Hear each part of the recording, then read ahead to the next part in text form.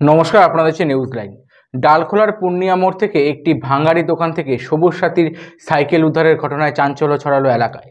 ডালখোলা থানার পুলিশ গোপন সূত্রে খবর পেয়ে ডালখোলা থানার পূর্ণিয়া মোড় এলাকায় সাবির আলম নামে এক ব্যক্তির ভাঙাড়ির দোকান অভিযান চালিয়ে প্রায় শতাধিক নতুন সবুজ সাথী প্রকল্পের সাইকেল উদ্ধার করে পুলিশ।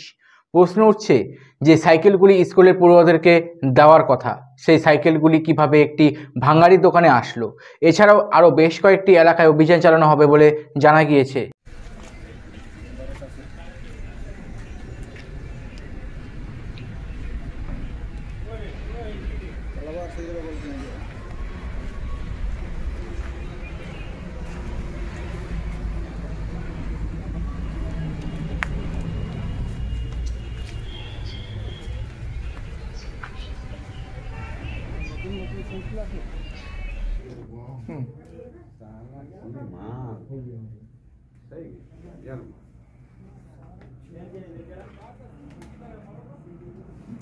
और फिर एक गोडाउन खुली है जहां पर देख सकते हैं काफी सारी साइकिलें।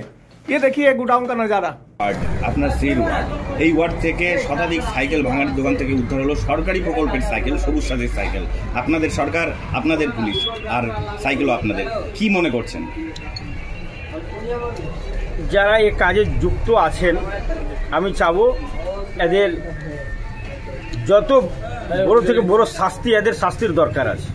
যেখান থেকে একটা বার্তা যায় যে সরকারি সামান এভাবে মতলব নয়ছ করাটা কিভাবে মতলব করা যায়, এদের শাস্তির দরকার আছে।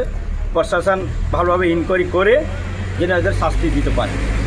আচ্ছা, এত বিপুল পরিমাণ সাইকেল কি মনে করছেন প্রশাসনের বা কোনো আপনাদের দলীয় কোনো ব্যক্তিত্বের এর পেছনে জড়িত আছে কিনা, এই ব্যাপারে কি বলবেন?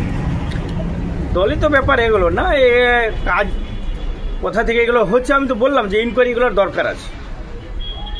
আচ্ছা, ব্যস্ততম 12 নম্বর জাতীয় সড়ক, তার পাশেই রয়েছে এই সাইকেল, এই ভাঙাড়ির দোকান। দিনের পর দিন এইভাবে দোকানে জাস্ট পেছনে গোডাউনে সাইকেল মজুত করে রেখেছে। তো স্থানীয় বাসিন্দা হিসেবে কেউ এই বিষয়ে কেউ জানতে পারেনি? এই যে সামনে এলো জিনিসটা, তো ওখানে লোকালি কিছু একটা রিপোর্ট পেয়েছে প্রশাসন, তবে তো এসছে।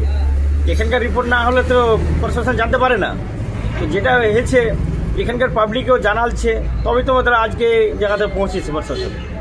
কি চাইছেন এখন? চাচ্ছে যারা এই কাজে যুক্ত আছে ওদের শাস্তি হোক।